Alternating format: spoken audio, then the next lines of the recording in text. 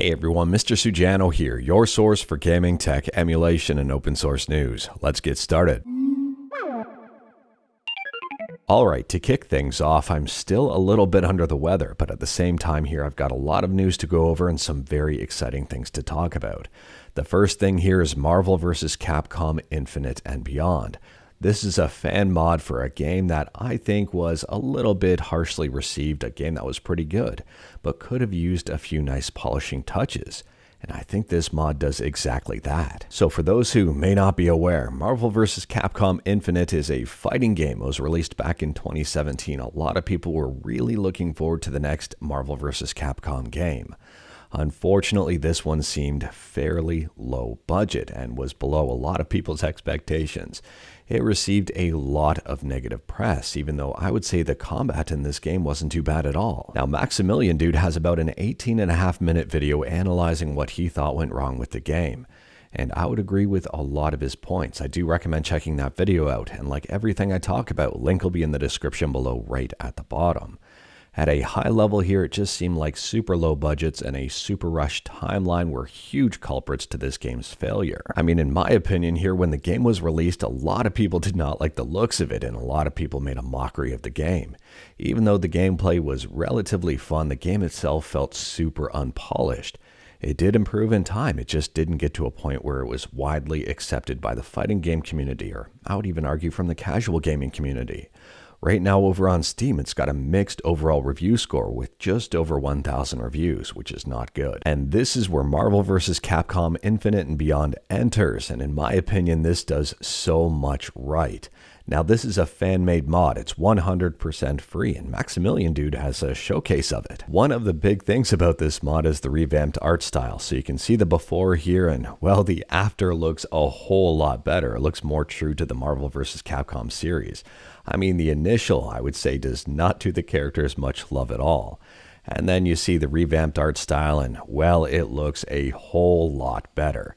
I mean, you can disagree with me on that, but I think you would be in the minority. Now, on top of just the art style, the game itself has been overhauled in almost every single way. I mean, there's stage updates, there's music updates, there's character updates, and even more. This is a very, very heavy modification to the original game. Now, the mod is not out just yet, but it's going to be out very soon on December 20th. It took 40 people 8 months to complete, and I would say the end result here is something that the original Marvel vs. Capcom Infinite should have been like. I'm not joking here. If MVCI initially looked like this, I think it would have been much better received, and I think a lot more people would have been excited about it, and I think it would have sold a lot better. I could be wrong about that, but let me know your thoughts in the comments below. Anyways, all of the information will be available on their website once this mod launches. This mod will require the base game in order to work. I'm not certain yet about the DLC, but at the time of filming, Marvel vs. Capcom Infinite is on sale for 80% off. You can pick it up for less than $10. I'm not going to lie here, I am very curious to hear your opinions on this mod. Does this mod make you interested in Marvel vs. Capcom Infinite? Would you have picked up the game if the game initially looked like this? If you've already bought the game, does this mod make you re-interested in the game to play it again? I am very curious here to hear people's opinions on this mod because I, for one, am very excited about it. I think it's a fantastic mod. Next up here, we're talking about The Lion King. And if you're a fan of The Lion King on the SNES, I know a lot of people love to hate that game. Well, it turns out there's a very early prototype for the game dated March 22nd, 1994 that has been preserved. It appears it's been preserved over on the Internet Archive, and it says here in the description, this prototype is extremely early in development and contains many differences to the final version. It contains only a few levels, all of which are incredibly unfinished. There is very little here that resembles anything seen in the final game. It is likely there is unused data or levels in the ROM, but we did not check for anything. I don't know about you, but I find information about prototypes and canceled games very interesting. Let me know your thoughts about this one in the comments below. Next up, we're talking about System 76, and if you're in the market for a brand new Linux purpose-built laptop that's powered by AMD, you may be interested in the brand new Pangolin. It starts at $1,300. System 76 has just announced this one. I don't know if you can tell, I may be a fan of System 76, at least Pop! OS and Cosmic DE. Anyways, here it's got an all-aluminum build, a 6-hour battery life. I'm assuming this is not under load. It weighs less than 4 pounds. The display on this is 2K display, 16 by 10 at 120 Hz. This laptop is powered by the AMD Ryzen 9 8945HS with the integrated graphics of the AMD Radeon 780M.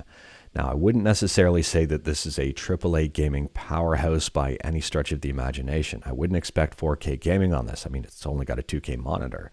But for indie games or for some light AAA gaming, for example, on very low resolution settings, this one should be okay. I'll have to wait and see if I can test one of these out to see how AAA games perform. But I will say one of the things I really like about System 76 laptops is the right to repair. The ability to open it up, to upgrade it, to change parts out without worrying about ruining the laptop. And continuing to talk about Linux, next up here we're talking about the Nexus Mods app. Now, if you're into modding games, you're probably familiar with Nexus Mods. The Nexus Mods app just got a brand new update to version 0.7.1. And I would argue this is a very big update. Now, this app, I would argue, is still early-ish on in development. It's not fully bug-free yet. It's not at a state where they're at version 1.0. Anyways, here for the app updates, they say they've made it possible to update the app without completely removing all of your mods and games. You can update from version 0.7.0 to 0.7.1 and keep your mods, games, and other settings. That means if you want to be an early adopter, you can keep your mod list intact as we release new versions. Additionally here, and specific to Linux, Proton Tricks running via Flatpak is now supported.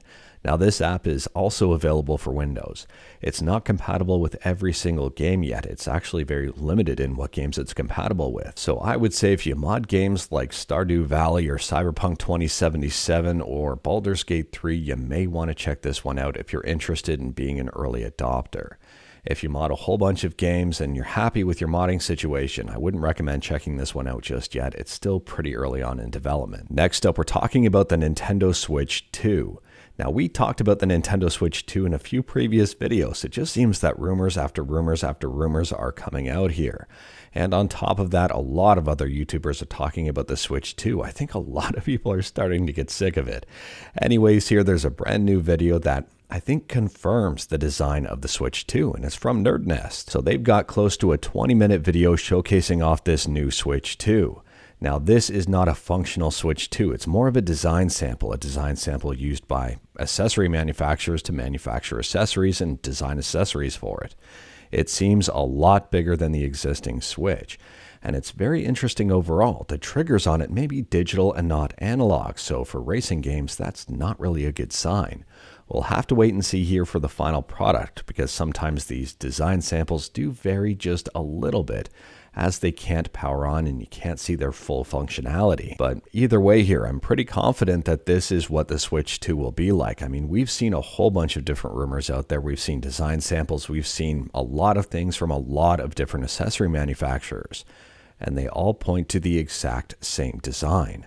And I would say a lot of different places having the exact same design kind of spell out what the Switch 2 is going to look like. If it was just one accessory manufacturer and them taking all of the credit and getting a lot of the attention here, that's one thing.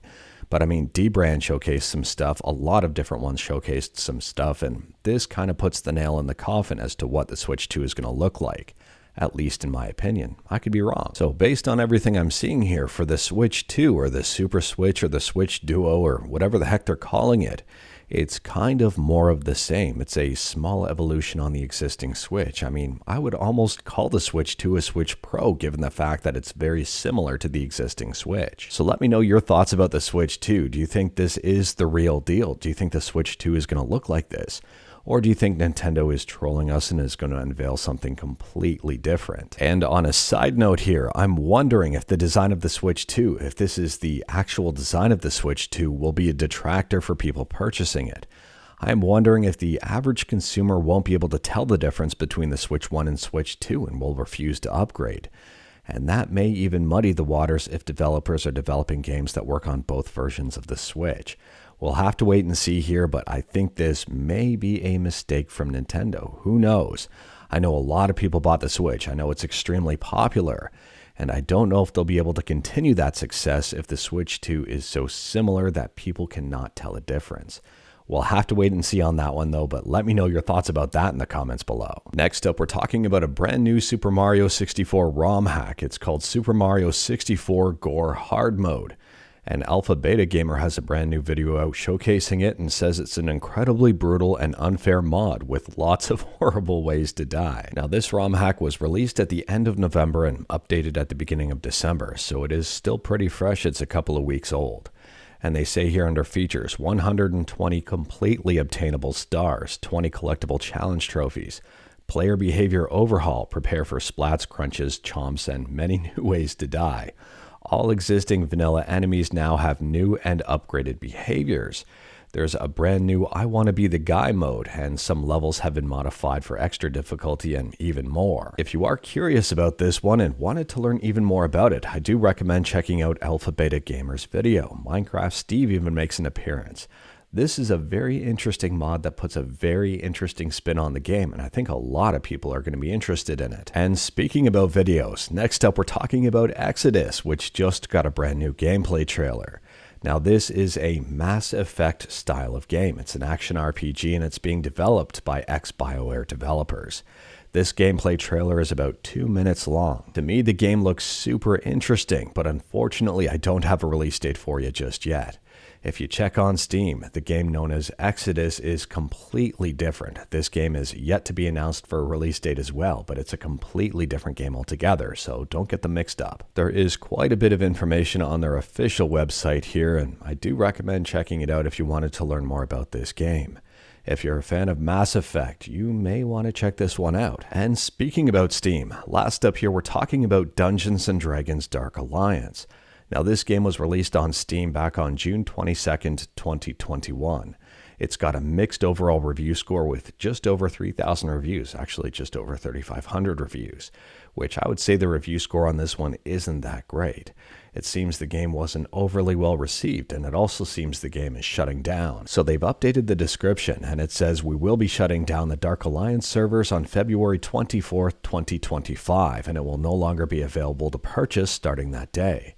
The base game and all DLC are still available to play in offline single player by anyone who currently owns it. It is worth pointing out here, and similar to the Exodus thing we just talked about a second ago, if you take a look here, there are two games that are kind of titled Dark Alliance, and both in the Dungeons & Dragons world. Baldur's Gate Dark Alliance and Dungeons & Dragons Dark Alliance. They are two separate games.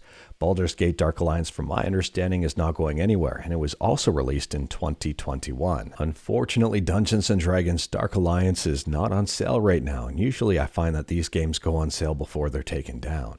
We'll have to wait and see here, but if you are interested in this game, you may want to add it to your wish list and just see if it goes on sale before it gets taken down. Mind you, you won't be able to play it online. But anyways, that is all I've got for you in this one. Straight to the point, all stuff and no fluff. She's upstairs underneath the Christmas tree, camped out yet again. She loves it there.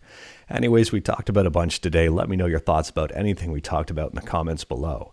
If you like this video, leave a like.